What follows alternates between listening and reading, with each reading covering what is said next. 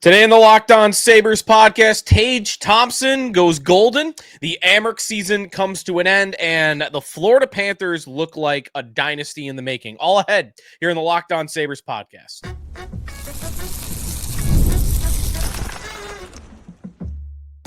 You're Locked On Sabres, your daily podcast on the Buffalo Sabres. Part of the Locked On Podcast Network, your team every day.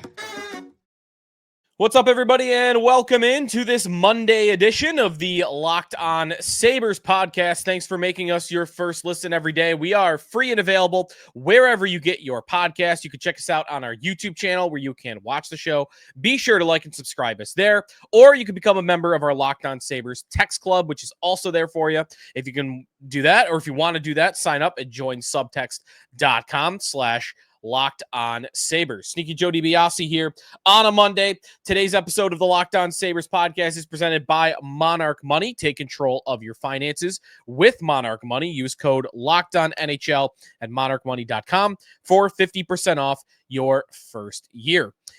It is good to be back. I spent a week in Florida Panther country, and I have a moment that I want to spend on their team a little bit later on in today's show, but got some sun out of the way in Fort Lauderdale for a week. I feel for everybody here back in Buffalo, at least our listeners from Buffalo, for the horrific weather that we had in the last week with the cold and the rain and just, I'm sorry. I tried not to tweet out and send out a lot of pictures of where I was at because I don't want to make people jealous, but as you can see, I did get a little tan. And again, it was cool to be in Panther country and to see what it's like there. It is very different. And sometimes you can feel like the team doesn't even exist. But for those that the team does exist for, very into it.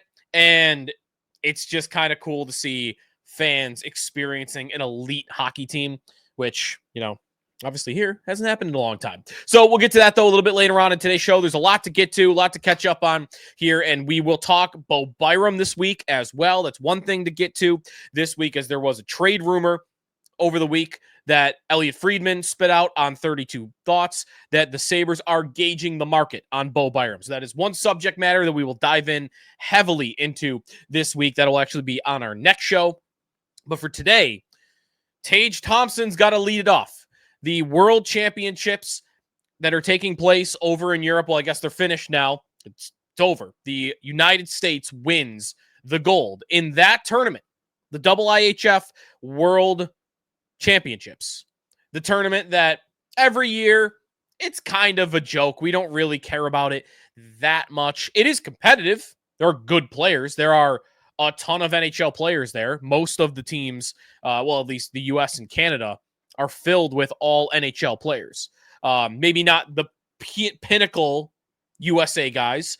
Some of them, not the pinnacle Canadian lineup, because you got some guys in the bottom six that would never make the team. But Sidney Crosby was there, and you've had other big names over the years that have been there. It's the tournament really that it's known for being on NHL Network when there is real playoff action taking place here. Right? I mean, that gold medal game between the U.S. and Switzerland, because it was a big upset, Canada loses to Denmark. Holy cow. And that's with Crosby on the team and a bunch of good guys. And they find a way to lose that game. 2 goals given up in the final couple of minutes. Tough one there. But also hilarious to see that happen to Canada. The U.S., which, by the way, happy Memorial Day, comes away with gold day before Memorial Day. And it's Thompson who scores the winner. The U.S. had not won the gold in over 90 years. The 1930s were the last time they won this tournament. And it caps off an incredible year where the U.S., in terms of U.S. hockey and showing that they have caught Canada, which I've been saying for years now, I think they've proved that. This tournament is not the number one reason for that. It's kind of a secondary, thing to have in your pocket for this point. But they win the World Juniors. They win gold there. They come in second at the Four Nations tournament, but they very much looked on par with Canada all the way through. They go to overtime of that series. So they looked the part. And it was Tage. How cool is that it was Tage in overtime, a scoreless game against Switzerland, and a patented goal that he scores for the Sabres all the time. He flies into the offensive zone, all that space because of the 3-on-3 overtime. He draws the puck back with that little toe drag move that he does before he shoots, and he beats the goaltender and wins it. Goes into the corner, throws the gloves off, throws the helmet off. Everybody piles off the bench, and it was a really cool moment for him to see the joy of winning a big, meaningful game. Also, great job by the U.S. team to Johnny Gaudreau's jersey in front of the trophy, kind of honor him as well. But for Tage, one thing that it does, and it should speak to, is this guy should have been on the U.S. team at the Four Nations.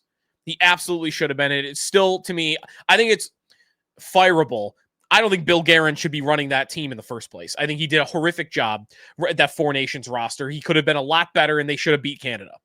I feel like he doesn't watch the league when he puts guys like Vinny Trocheck on that team. So Thompson didn't make that team. One of the reasons cited when, I believe it was Michael Russo did a story of this from The Athletic about how they came to that roster, and they're talking about Tage and how hard it was to leave him off the roster. And one thing that was cited about Thompson not being on that U.S. team was his lack of experience in big games.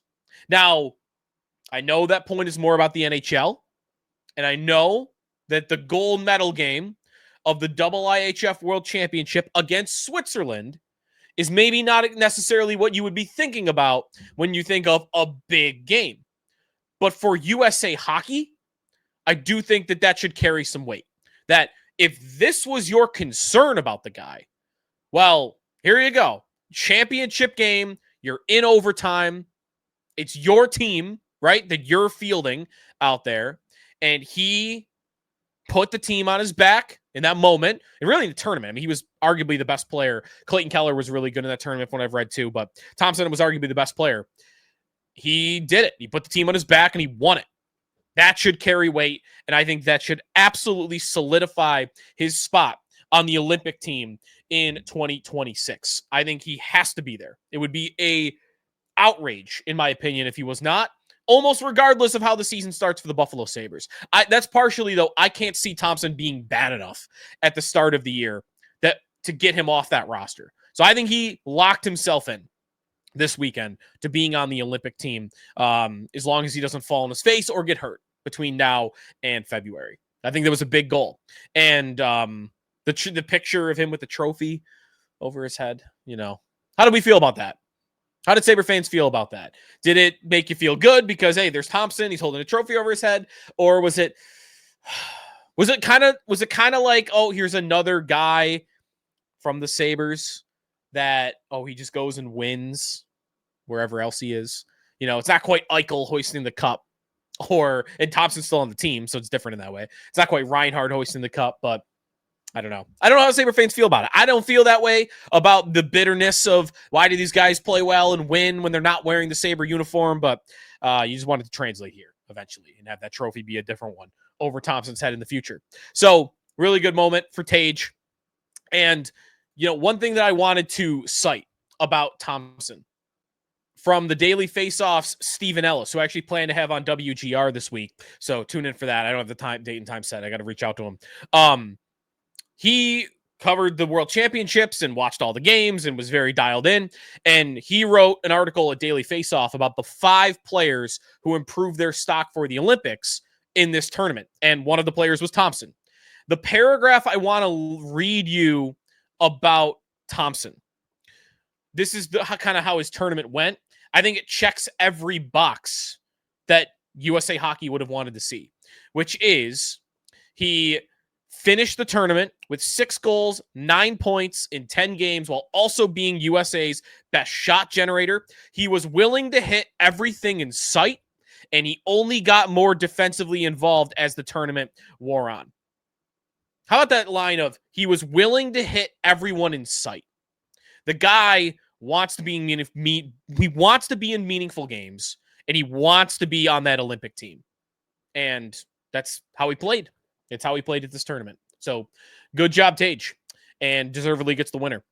When we come back, so from a positive story from a non-Sabre tournament to kind of a negative, the Rochester Americans season comes to an end. And it sparks for me a discussion about Devon Levi that I want to have.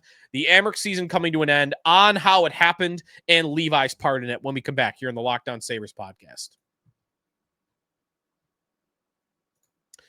Today's episode of the Locked On Sabres podcast is presented by Monarch Money. Especially just coming back from a vacation, sometimes, you just start swiping the card, you tapping the card, whatever, and you can lose track very easily. And then you go check your bank account and you wonder, where did all my money go? So between dining out and online shopping, entertainment, for me, that's a lot of golf. It is so easy to lose track. And that's where Monarch Money comes in. Your personal CFO, giving you full visibility and control over your finances. Monarch Money is not just a budgeting app. It is a complete financial command center. You can track all your accounts, your investments, and spending in one place. So you stop just managing your money and you start building wealth. And it can be easy to have a million different apps that you're juggling for all of this stuff. You can use Monarch to check your finances, track spending, plan long-term goals, all in one place. Managing money with your partner is smoother than ever. You could track shared and personal accounts, set goals, stay on the same page without all the stress. So take control of your finances with Monarch Money. Use code LOCKEDONNHL at monarchmoney.com for 50% off your first year. That's monarchmoney.com, code LOCKEDONNHL for half off your first year. Sneaky Joe DiBiase back here on the Locked On Sabres podcast from WGR. Be sure to check us out this morning throughout the week. We'll be talking some Sabres. We'll be talking some Mitch Marner, Bowen Byram. These are subjects that we are going to get to more thoroughly on the podcast, of course, this week as well. But to the Amerks, let's put a bow on the Rochester Americans season as it ends in Laval, Game 5 last night. I was watching a little of it on the plane, actually, on the way back. And, I really want to talk about Devon Levi today, but the Amerks deserve some credit, in my opinion. Part of that, though, is relative to what the expectation was of this series.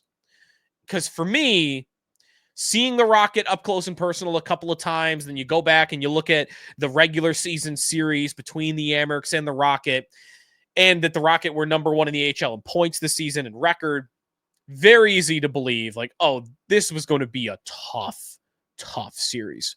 The Amerks did perform better in this series against the Rocket than they did in that matchup in the regular season. So in some ways, they did answer the bell. They rose to the time of year that it was, to the playoff expectation and hype, and they pushed it to a Game 5.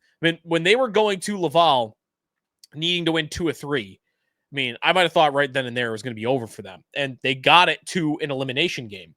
But then you get to Game 5 last night, and 5-0. And was it as bad as it looked on the scoreboard? The Rocket were the better team from what I saw in my line of sight. I would say that they were the better team.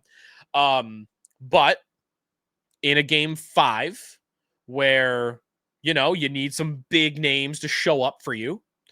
One, you didn't score a goal. And you go to an elimination game, you can't not score a goal, obviously. So you could put that on some of the veterans that have been there. Isak Rosen, I think, is one name that you could look at because he's played. This was his 4th, 5th, 6th playoff series, 3rd playoff season with the Amerks. So he's done it. And he's performed. 2 years ago, he performed well in the Calder Cup playoffs. So he's one name to look at. I don't want to blame Consta Helenius because, he's a rookie and he just got there.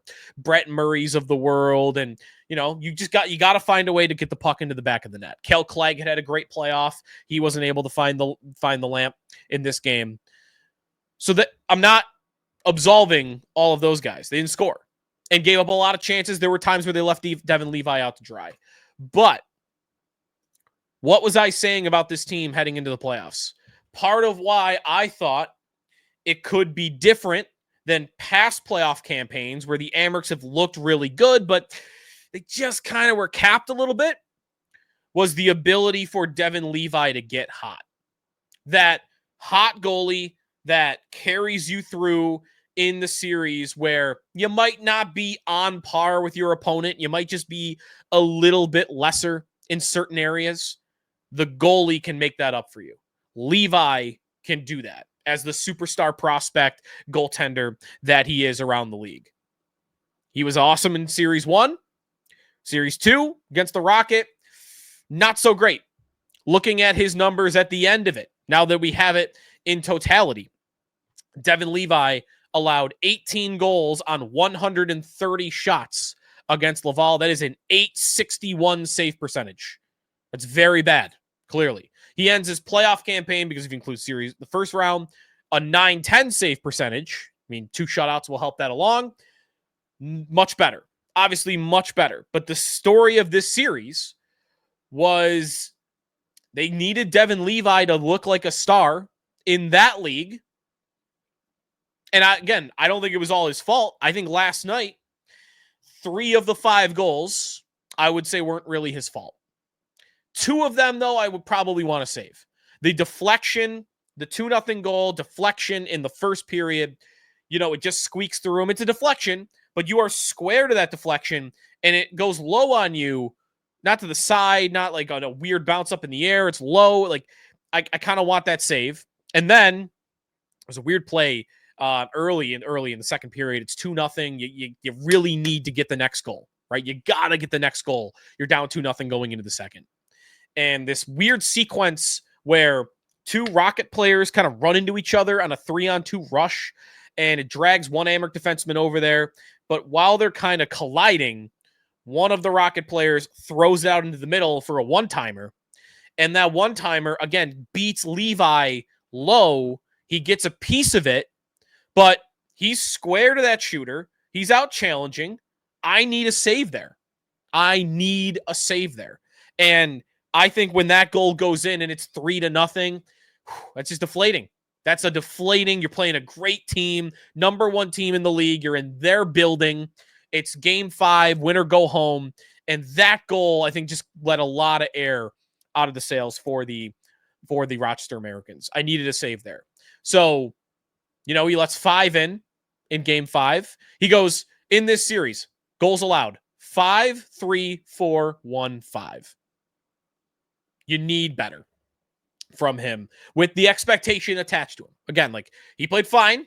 I think a lot of those goals weren't his fault, but him just playing fine wasn't enough for this Amerks team. The question I asked to our texters today, does this series change anything for you about where Levi should be at the beginning of next season? Because for me, it really doesn't. I mean, it's not great to see that he wasn't awesome in this series, but I think it should be Luukkonen and Levi. Well, I mean, personally, I believe it should be Levi and somebody else at the start of the year, but I'm imagining it'll be Luukkonen. So Luukkonen and Levi, I think, should be the plan, assuming no UPL move. For others, maybe this was a wake-up call. One, he's maybe not all the way there yet. 2, and this is a point I saw from a lot of people on Twitter, and T. Ryder on Twitter, one of the good Sabre follows, has been making this point a lot. Actually, he tweeted this out yesterday, that there's just no such thing as a great goalie prospect, a star goalie prospect, because they're such a crapshoot. And they really are. They are a total crapshoot. They are almost impossible to predict what a guy is going to translate from the AHL to the NHL level. So I'm still a huge Levi guy. I believe it would still be almost surprising to me if he wasn't a really good starter in the National Hockey League. There's too much natural talent that I see there for this kid. But would I also be stunned if he never really turned into anything at the NHL level? I can't tell you I'd be stunned, because that is how goalies go. So with that being said, is this series a little bit of an indicator of, great numbers, awesome trajectory from college, World Juniors, before that even, now to the AHL level, performing well almost everywhere he goes. But you saw it in the series. Maybe in these indicators, you only can take so much stock in them. So is it right to assume Devon Levi is going to be a great goaltender? I don't want to bail on that completely, because I love the player and I love the prospect. But it's a warning shot. Maybe it's a warning shot up in the sky. Like, you might not just want to wait for this guy forever. And by the way, his contract is up.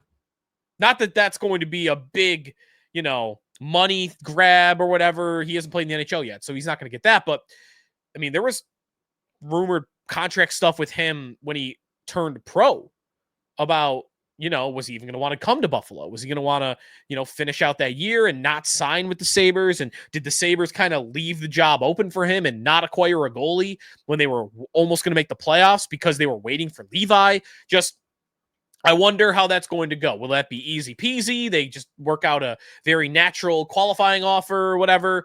Or will there be, some demand for, I don't know if they can demand a one-way contract in negotiations this year, but some demand from Levi that I'm only signing with you again if I'm going to be in the NHL. I'm done in Rochester.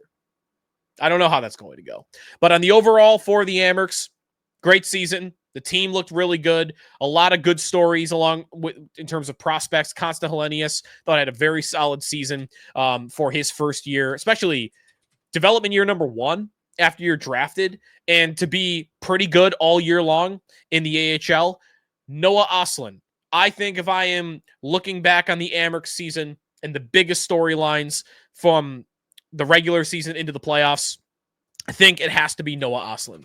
He showed up first year in North America, and it really got off to a slow start, obviously, but went nuclear in the middle of the season. Nuclear. And eventually earned a call-up with the Sabres. All those goals. He ends up with 19 on the year, most of those coming after the 20-25 game mark for him. And he ends up with 36 points, 19 goals in 45 games. Player of the month, rookie of the month, or biggest player of the week and rookie of the month. But he was awesome. And I think his development really took a big step forward. I don't think he's going to be in Buffalo to start next year, but I think that season he just had in Rochester was a little bit of proof that, he's coming eventually. That eventually this will be a guy that is going to make it to the NHL level. He did not do much in the playoffs. I mean, at the end of it, from when I was watching, maybe it was a little too physical for him. 8 games, 2 assists, no goals. You would have wanted more production from him, but for his size and first year in North America, I also don't know how surprised we should be that he kind of got taken out of the Calder Cup playoffs for the style of player that he is. More weight for him, obviously. Put on 10, 15 pounds. He's still very young. Will be the job for him. But I think he's the number 1 story of the Rochester season. When we come back, I got back from Fort Lauderdale. It's Florida Panther country. I was staying like 15 minutes, 20 minutes from the arena. I want to share my thoughts on them as a team. On the dynasty that I think is in the making there. And more so, just a build of the Florida Panthers. They kind of have everything. I want to explain more, though, about, copycatting the Cats, if you will, to make a pun there. Copycatting the Florida Panthers when we come back. Sneaky Joe DiBiase back here on the Locked On Sabres podcast. We'll talk Bo Byram, a little Mitch Marner later in this week. A lot of Bo Byram, especially because the rumor is that the Sabres are gauging the trade markets. That's to come, but little non-Sabre talk here about the playoffs that are ongoing right now. The Leafs obviously out of it. We're 3 games into the Eastern Conference Finals between the Panthers and the Hurricanes. And on the other side, Edmonton winning last night. We really might be on a collision course for the Panthers and the Oilers rematch from last year. Right now, I tell you, that's the series that I want to see. I want to see Panthers-Oilers going at it again. It was a great series last year, the 3-0 comeback from Edmonton in the series, but then Florida winning it in Game 7. Great series. Would love to see McDavid against the Panthers again. Because for me, what those two teams are right now, especially Carolina, man, I had a bet on them to win the Stanley Cup. They are just so outmatched in this series. Remember, and maybe this was dumb of me. In fact, I'm going to explain why it probably was. Part of why I bet Carolina is I thought they had the easiest path. And look back, that's why they're here. They are here in the Eastern Conference Finals because they played the Devils in the first round, who without Jack Hughes is probably the weakest team in the NHL playoffs. And then they got Washington, who I thought was punching above their weight all season long. They made easy work of that series. Now they come to play the Panthers, and they're not in the same ballpark as this Panther team. The Oilers-Panthers rematch would be the best player against the best team. This Panthers team is the best team. They are perfect. The more I watch them, the more, especially in the playoffs, that's really it. They are built for playoff hockey, but not in all the ways that you might think. I think the most credited reason for why the Panthers have built this team that is about to go to the Stanley Cup final for the third consecutive year. Historic stuff. It doesn't happen all the time. Third consecutive year. One of the biggest credited reasons for that is, well, they beat the ever-living crap out of you. They are so physical. They lean on you. They bully you out of the building. That is no doubt, very important reason why they win these series. And they, especially in third periods, going back to the start of the playoffs, this team, by the end of the games, you are just exhausted playing them. They are all over you. They don't relent. If the game is a blowout, they still are all over you. They got to make their presence known. And you can't take a breath when you play against the Florida Panthers. It's a critical reason to why they're great. But another thing, don't snooze on this. I just read a very good article from Travis Yost of TSN about the Leafs and their failures in the playoffs, and more distinctively why their power play is a critical reason why they keep getting eliminated in the playoffs. There aren't a lot of calls made in the playoffs. That almost might make it more important that when you get those power play opportunities, that you succeed in them. The Leafs, over the last decade, their power play has a steeper decline from the regular season to the playoffs than any other team. Any other team. It goes down a massive percentage into the playoffs. So when we think of the Leafs, we think of, they're soft and, they're not as good defensively. Well, they were pretty good defensively this year. Travis kind of pointed out, well, look at their power play. Because when you get to the postseason, you're getting all the best offensive players remaining. You got to uphold those levels of scoring. And Florida, now, on their end, they do that. The Panthers are seen as this big bad bully, but do not omit how much they score goals. Every game recently, they are scoring.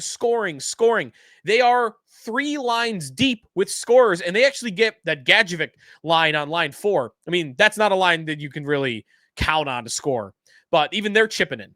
But 3 lines deep, they don't even have Sam Reinhart, and Jesper Boquist, the replacement on that line, comes in and he's scoring. And Reinhart was their best scorer on the year, 81 points.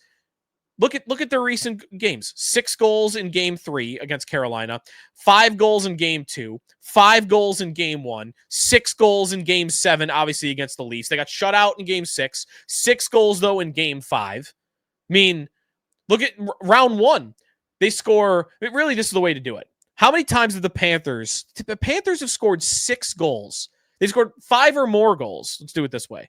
The Panthers have scored 5 or more goals. 4, 5, 6, 7, 8 times in the playoffs. 8. This team is electric offensively. And the third line is a huge reason. Lundell and Lutzerainen and Brad Marchand on that third line is almost a cheat code. I mean, he's not the player he once was, but him on your third line in the playoffs, I mean, it's tough to match that. And that, to me, is a huge reason. It's probably the biggest. It is the biggest. Now, you could combine those. There's a lot of gray area here. It's not everything is one thing versus the other. There's overlap here. When I say, oh, well, that's a bigger reason they're this good than how big of a big, bad physical bully they are, well, there's crossover. You could obviously say, and I think you'd be right too, that part of the reason that the Panthers are so good at scoring in the playoffs is the types of goals they can score and how physical they are. And when you think of Matthew Tkachuk, still doesn't look healthy, but when he's going in the playoffs, I mean, those are physical goals that you could score, drive into the net or crashing the front of the net and scoring on rebounds. And you're just bigger and more physical than the defenseman on the other side, keeping plays alive, keeping possession in the offensive zone because you just can't get it away from them. There's overlap here. But you also have like Barkov coming out 2-on-1. He just buries it. The Lundell, the Marchand goal in game 3. That's not a power move goal. That's just a 2-on-1 with a great saucer pass to a good goal scorer who just buries it. I mean, they score skilled goals all the time. So when you're watching this Panther team, I mean, they have everything. They have everything. They're not going to be able to keep this whole thing together because, well, maybe. I mean, the cap is going up. We'll see how much of this they can keep together. But I don't want to, I don't know if this is recency bias or not. It could be. This could just be recency bias. I really feel like I've never seen a team in my life watching hockey that is this complete. Again, maybe a recency bias, but they've got the goal scoring. They've got the blue line, Nico Mikkola, the Condor, they call him. He's awesome. He's scoring, too. I mean, he scored 2 goals the other night. But defensively, we saw it in the Four Nations tournament for Finland. He's out there shutting down the best players on the other team. And he's not even, it's either 5th most famous defenseman. They've got a great blue line. They got to add Seth Jones, obviously. They've got a star goaltender in Sergei Bobrovsky. Forward-wise, I mentioned their scoring. Barkov is like the best two-way forward in the league. Reinhart's one of the best two-way forwards in the league. Like, what don't the Panthers have? They have everything. And was that true of the Blackhawks when they won all those cups? I mean, they were rotating goaltenders. Antti Niemi is the starting goalie for the first one. And I thought they were usually a little thin after their star players. The Penguins, when they won their cups, I mean, they didn't have this awesome 1-6 blue line like the Panthers do. The Lightning maybe would be the closest thing. When the Lightning were at their peak, they felt like they had everything. So maybe it's at least on par, but it's very rare from my hockey watching experience that you see a team like this where they check every single box.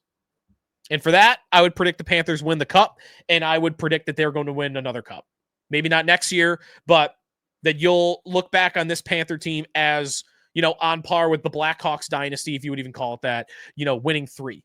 I would think this team is going to win 3 cups. They got some work to do here, not against Carolina. The Hurricanes will end on this stat. The Hurricanes, not just the Panthers that have drove them into the ground in this series. The Carolina Hurricanes have lost 15 consecutive games in the conference finals. Dating back to like 2008, they have been swept time after time when they get to the conference finals. So I don't know what it is about that team, but it could be the lack of star power. It could be the lack of a star goaltender, which they've never had. They've never had a guy of Bobrovsky's caliber, even in a series like this. The Hurricanes losing 15 consecutive conference finals games is unbelievable. And I can't see them winning a game in this series, so I would imagine tonight that it'll get extended to 16. So very impressed by the Panthers. And again, real quick, on my travel to Fort Lauderdale, the people that are invested in the Panthers, they are so into it. They are so happy. Good for them. This is not even meant as a criticism. It's just a reality. I don't mean to be critical because I love that team. I didn't go to the game on game 3 because it was too expensive. For 2 teams that I don't have an emotional tie to spend like $250 on that game was a little much for me. It's like the team doesn't exist though. I don't know. Was I in a touristy area? I didn't feel like I was in Fort Lauderdale. But the games are on. But it's like I'm at a beach bar, an outdoor beach bar kind of by the ocean, and there's another one right next door.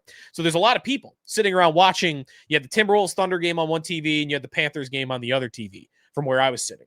And the Panthers score a goal, and you hear clapping around you, but it's like it felt like 200 people between the 2 bars, maybe 10 were clapping.